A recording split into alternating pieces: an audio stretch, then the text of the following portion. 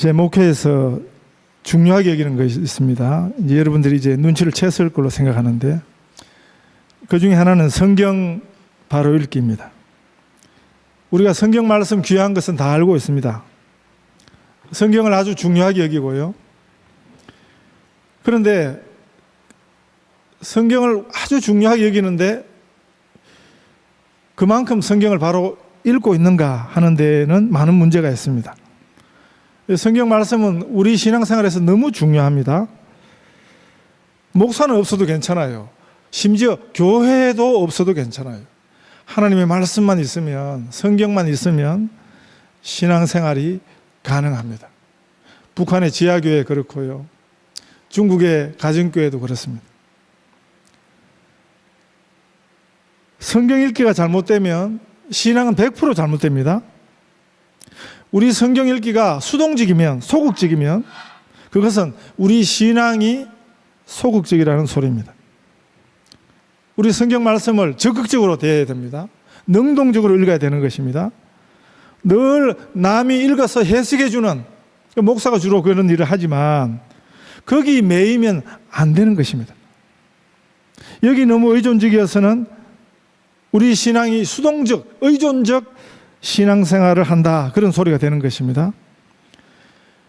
저희 교회는 교인 전체 수에 비하면 악기를 다루는 교인들이 참 많습니다.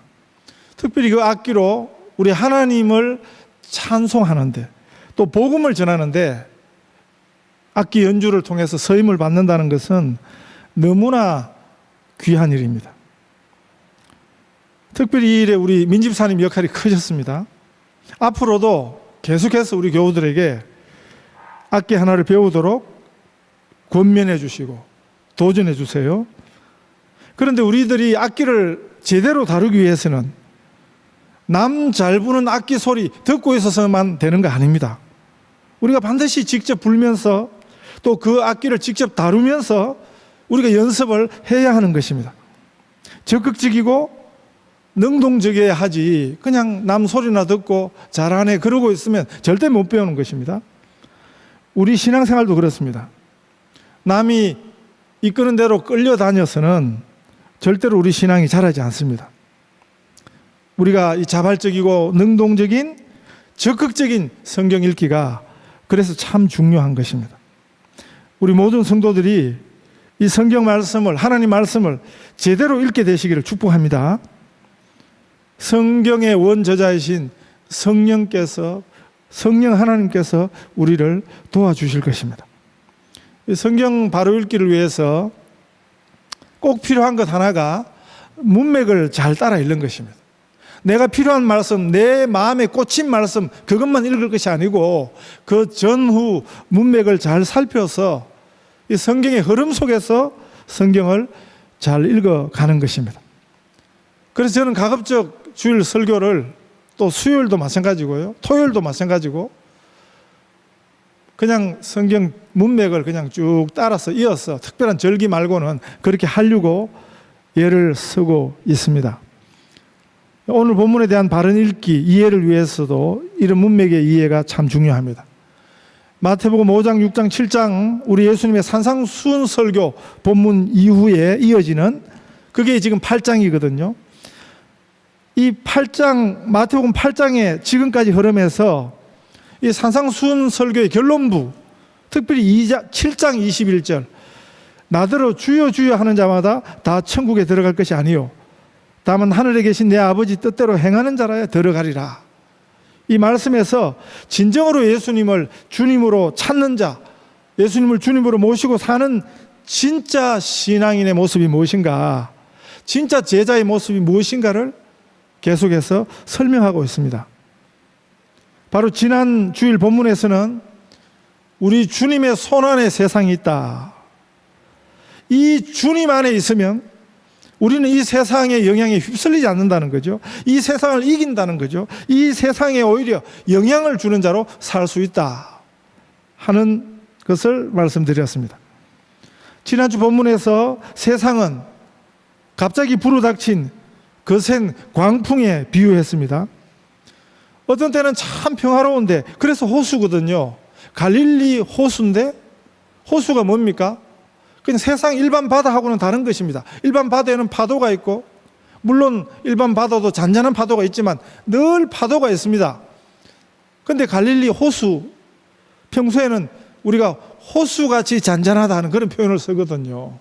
아주 잔잔한 호수인데, 근데 그것은 참 평화롭게 보여도 그건 세상의 진짜 실체가 아닌 것입니다. 그렇게 세상을 알고 있다가는 이 세상에 삼킴을 당할 것입니다. 우리가 살아가고 있는 이 세상은 항상 그래서 경계해야 됩니다. 세상에 우리의 마음을 다 주고 넋을 놓고 있어서는 안 되는 것입니다. 항상 세상에 대해서는 긴장하며 살아야 한다는 것이 성경의 가르침입니다. 그렇다고 너무 바들바들 떨 일은 아니고요. 우리가 우리 주님 손안에 붙들려 있다면 우리 주님 안에 세상이 다 들어있으니까 우리는 주님을 붙잡는 것이 그게 얼마나 중요한가. 이 세상을 두려워하고 무서워할 일이 없는 것입니다. 내 손에 든 세상은 아닙니다. 그러나 우리 주님 손 안에 든 세상입니다. 이 세상에 대한 이런 이해가 필요합니다. 우리가 주님 안에만 있다면 이 세상은 우리의 밥인 줄 믿습니다. 여호수아서에 보면 여호수아, 갈렙이 민수기 14장이에요. 여호수아와 갈렙이 그런 신앙 고백을 했습니다. 12명 이스라엘 가나안 땅에 미리 스파이를 보냈습니다. 정탐꾼을 미리 보냈습니다. 그랬더니 10명이 갔다 와서 뭐라 그랬습니까? 아, 그들 덩치에 대면 우리 다 죽었다. 우리는 메뚜기 같다. 이렇게 겁을 바짝 먹었을 때 여호수아 갈렙은 하나님이 우리와 함께 하시면 그들은 우리의 밥이다. 그 아주 유명한 신앙 고백이죠. 바른 신앙이 세상을 이기는 것입니다. 이 세상에서 만나는 어떤 큰 문제, 심각한 문제도 우리가 이길 수 있습니다. 오히려 그 문제 앞에서 하나님의 뜻을 헤아리고 그 문제 앞에서 하나님을 믿으며 찬송하고 감사할 수 있는 것입니다. 진짜 신앙은 그래서 문제 앞에 가야 아는 것입니다. 좋을 때는 다 좋아하는 듯 보이는 거죠. 좋을 때는 다 감사하고 찬송하는 거죠. 그런데 정작 문제 앞에 가면 당황하고 문제 앞에 가면 어쩔 줄 모르고 광풍 몰아치는 배 위에 있었던 제자들처럼 되는 것입니다. 예수님이 이렇게 말씀하십니다. 요한복음 16장 33절에 이것을 너희에게 이르면 너희로 내 안에서 평안을 누리게 하려 함이라. 세상에서는 너희가 환난을 당하나 담대하라. 내가 세상을 이겼노라. 요한일서 5장 4절에 대저 하나님께로서는 한 자마다 세상을 이기느니라. 세상을 이긴 이김은 이것이니 우리의 믿음이니라. 믿음이 세상을 이깁니다. 오늘 본문에 이 세상의 또 다른 실체를 보여주는 것입니다. 이 일은 갈릴리 호수 건너편 가다라 지방에서 일어난 사건입니다. 그 근처 사람들이 치는 돼지떼가 있었습니다. 그런 걸 볼 때 유대인 땅에는 돼지를 두지 않거든요. 돼지고기 먹지도 않고 돼지를 불결하고 부정한 짐승으로 여겼으니까 그래서 그 지역은 이방인의 땅이라고 생각할 수 있는 것입니다. 짐작이 되는 것입니다. 불결한 이방인들이 부정한 동물의 상징인 돼지를 그것도 때로 치는 곳이 그 지역이었습니다. 그런데 성경은 뭘 말씀하시냐 하면 그곳도 세상이라는 것입니다. 평소에 잔잔한 갈릴리 호수에도 미친 바람이 몰아치는 이 모습도 이 세상의 실체이고 갈릴리 호수 건너편이라는 말은 뭡니까? 거기도 호수가라는 거죠. 이 건너편 반대편이지만 그러나 또 다른 호수가 이 세상의 또 다른 실체라는 것입니다. 그곳에 귀신 들린 두 사람이 있었습니다. 그 길을 중요한 것은 우리 예수님께서 찾아가셨습니다. 그 말은 뭡니까? 그것도 우리 예수님이 찾아오신 이 세상이라는 것입니다. 그 귀신 들린 사람 둘이 거하고 있던 그 지역의 형편을 본문이 이렇게 소개하고 있습니다. 귀신 들린 자 둘이 무덤 사이에서 나와 예수를 만나니 그들은 몹시 사나워 아무도 그 길로 지나갈 수 없을 지경이더라. 이 똑같은 사건을 기록하는 마가복음 5장에서는 그들의 형편을 더 자세히 알려주고 있습니다. 5장 3절 이하입니다. 그 사람은 무덤 사이에 거처하는데 이제는 아무도 쇠사슬로도 맬 수 없게 되었으니 이는 여러 번 고랑과 쇠사슬에 매였어도 쇠사슬을 끊고 고랑을 깨뜨렸음이라. 그리하여 아무도 그를 제어할 힘이 없는지라. 밤낮 무덤 사이에서나 산에서나 늘 소리 지르며 돌로 자기의 몸을 해치고 있었더라. 이것이 이 세상의 실체입니다. 2000년 전에만 그랬던 과거의 일이 아니고 오늘도 여전히 그렇습니다. 성경이 보여주는 이 세상의 실체를 우리가 배우고 알아야 하는 것입니다. 우리 눈에 보이는 대로 세상이 세상을 소개하는 대로 거기 속으면 안 되는 것입니다. 실제로 이런 귀신 들린 사람들, 정신의학에서는 이게 중증 환자들이거든요. 이런 중증 환자들을 모아놓은 병원의 수용소에 가보면 저는 한국에서부터 이런 곳에 관심이 많았습니다. 일부러 찾아가기도 했고요. 호주 와서도 가보았습니다. 그런데 막상 이런 병원이나 시설에 가면 이 중환자들이 굉장히 조용해요. 왜 그런가 하면 약물을 죄다 놔서 그래요. 사람들의 그 운동신경을 그냥 다 죽여놓은 것입니다.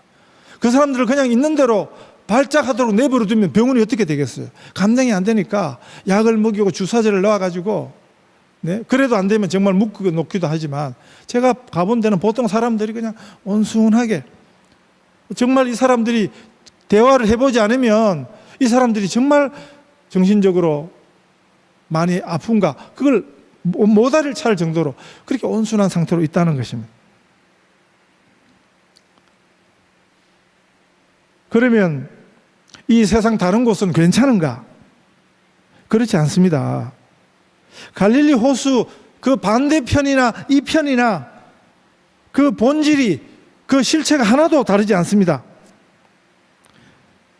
이방인들 모여 사는 그곳이니까 그랬고, 신앙 좋은 유대인들이 사는 곳, 특별히 예루살렘 성전이 있는 예루살렘이라는 도시는 괜찮았는가? 아니에요. 예루살렘이 더했습니다. 우리가 성경을 제대로 읽으면 진짜 사실은 제일 미친 사람들이 예루살렘에 사는 유대인들이었습니다. 그 유대인들이 그 종교 지도자들의 광적 행동, 가장 미친 짓이 무엇입니까?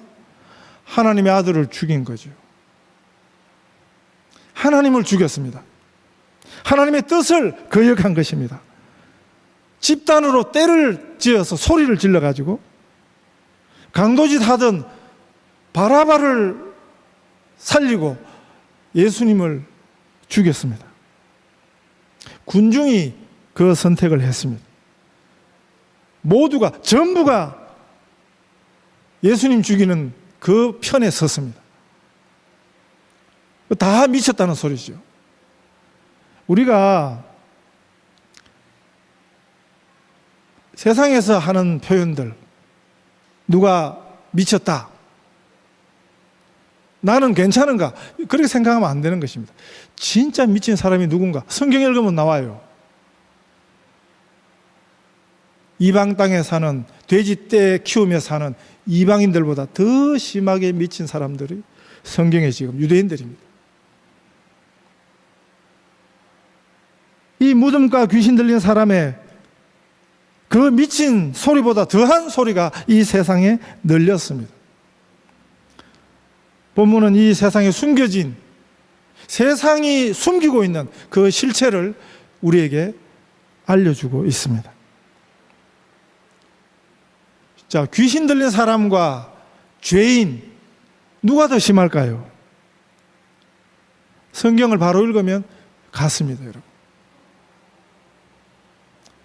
우리는 귀신 들린 사람을 뭐 굉장히 크게 생각하잖아요. 굉장히 잘못된 걸로. 죄인은 괜찮습니까? 그건 우리식이죠. 성경은 그렇게 가르치지 않습니다. 귀신 들린 사람이나 죄인이나 성경적 안목에서는 그게 그거인 것입니다. 그런 의미에서 이 세상은 다 귀신 들린 세상입니다. 귀신이 그 정체를 감추고 있는 것입니다. 성경을 잘 읽으면 이게 다 보여요. 우리가 왜 영적 안목이 어두운가 하면 영적 안목을 여는 방법은 딴 게 아닙니다. 성경 말씀을 잘 읽으면 성경이 가르쳐 주거든요. 성경이 보여주거든요. 성경의 안목을 하나씩 배우면 우리의 영적 안목이 열리는 것입니다. 세상의 본질을 꿰뚫어 볼 수 있게 되는 것입니다. 그 전에 미국의 유명한 신학교 퓰러 신학교 교수 하나가 지역신 사상을 가르쳤습니다. 그분이 굉장히 유명한 분인데 선교사 출신이에요. 그런데 어느 날 갑자기 이분이 바뀌었어요. 그 전에 안 그러다가 갑자기 바뀌어가지고 지역신은 뭐냐면 그 지역을 관할하는 귀신이 있다. 그래서 그 지역들에서 그 귀신을 먼저 쫓아내어야 한다. 그런 이야기를 해가지고 그 유명한 분이니까 그 말이 맞는갑다 해가 처음에는 굉장히 많이 휩쓸렸죠. 그리고 한국 교회도 그 영향을 받았습니다. 지금은 잘못된 걸 아는 거죠. 이제는 틀렸다는 걸 아는 거죠. 그러나 한참 동안 그분 책이 막 한국에도 팔리고 영향을 줬습니다. 그건 원래 무당들이 하는 소리였습니다. 틀렸습니다. 어떤 지역에만 귀신이 있는 게 아니고 이 세상 전체가 사실은 사단 마귀의 영향 아래 있습니다. 어떤 집은 저주를 받고 어떤 집은 괜찮고 아니에요. 다 저주를 받았습니다. 성경이 가르치잖아요. 로마서 읽어보세요. 다 하나님의 저주 아래 심판 아래 놓여 있습니다.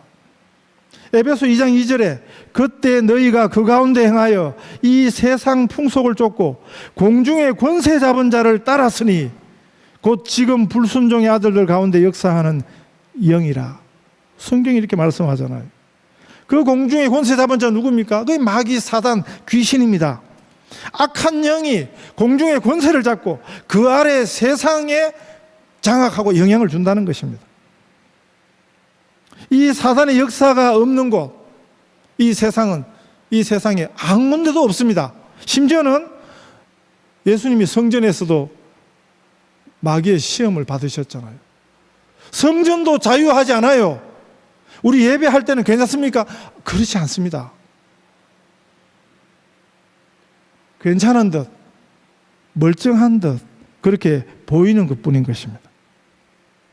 무덤에 가야 죽음의 기운이 느껴지는 것입니까? 그건 너무 1차적인 것입니다. 너무 그건 저차원적인 것입니다. 사실은 우리가 이미 무덤 사이를 살고 있습니다.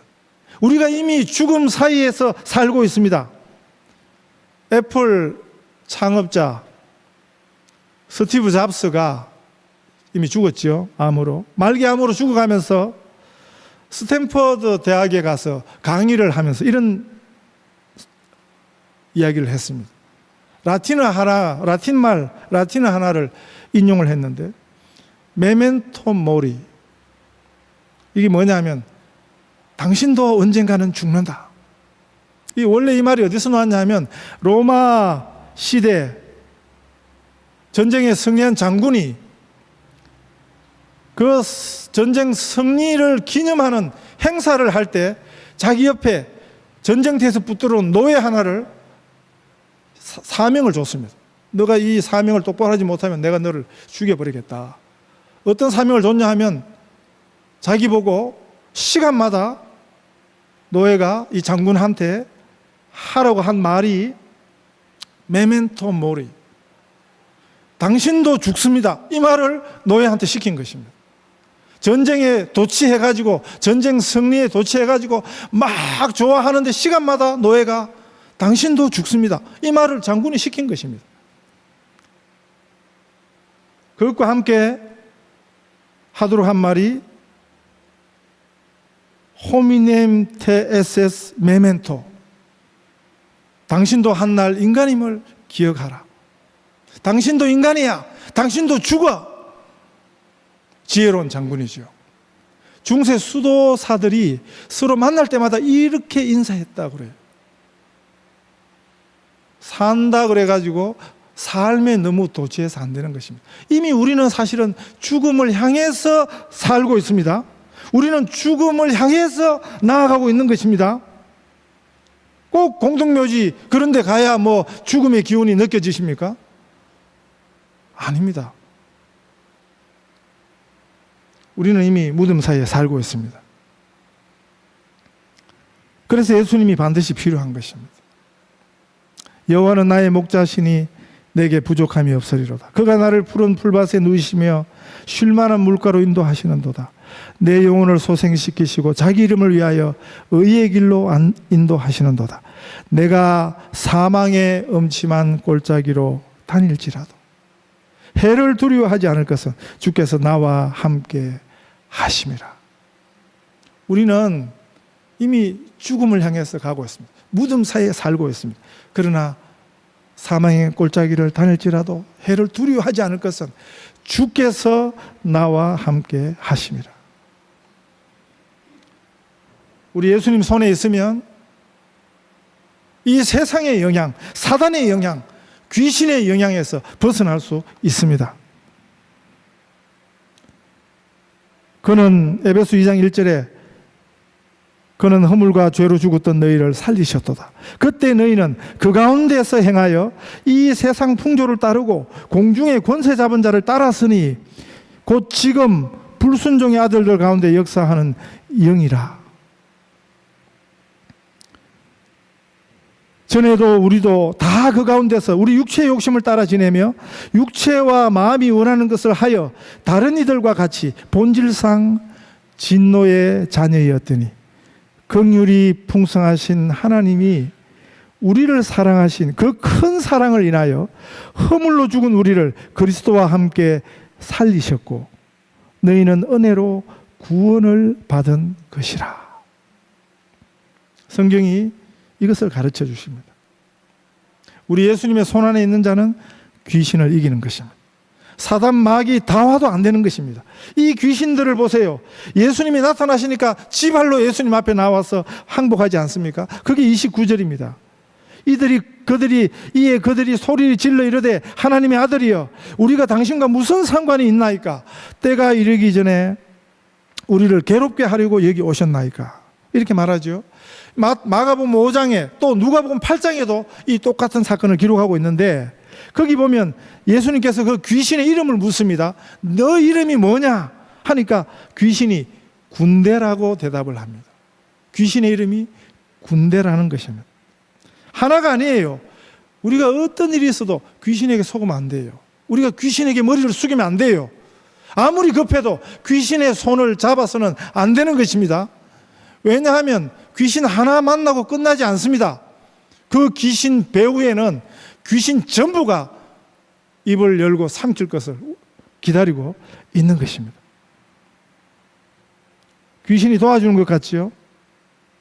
나중에 우리를 불에다 던져버릴 것입니다. 물에다 던져버릴 것입니다. 귀신의 속성은 생명을 죽이는 거예요. 파괴하는 것입니다. 망치는 것입니다. 그러니까 그 사람에게서는 나오지만 돼지떼에게로 들어가잖아요. 2,000마리 돼지떼를 몰고 물속으로 몰살시킵니다. 귀신의 속성이에요. 귀신의 최후의 운명이에요. 귀신은 혼자 죽지 않습니다. 누군가를 하나를 끌고 가는 것입니다. 하나님의 피조계를 망치려고 드는 것입니다. 귀신의 최후를 보여주는 상징적 사건이죠. 귀신은 절대 우리 혼자 힘으로 이길 수 없습니다. 우리는 귀신 하나도 못 이깁니다. 그러나 우리 주님은 마귀, 사탄, 귀신 이딴 것들 전부가 다 와도 예수님에게는 안 되는 것입니다. 이 주님 손안에 우리가 붙들려 있습니다. 믿으시기 바랍니다.